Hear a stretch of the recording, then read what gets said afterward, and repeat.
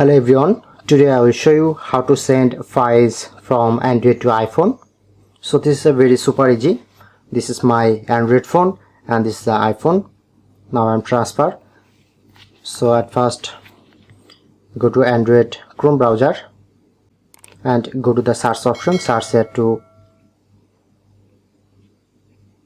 snapdrop.net, go and then open this. And the same, open Android to go Safari and search here to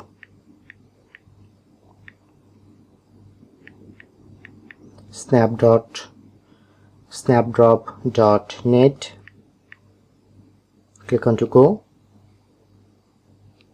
Look here to connect. So I'm transfer Android to iPhone, so click on, then showing here to file option, just click on to select file. I'm selecting an image. Okay, look here. Okay, then showing here this image, just click on to save and click on download. Okay, now successfully transfer this image. So that's it. That's how we can do it.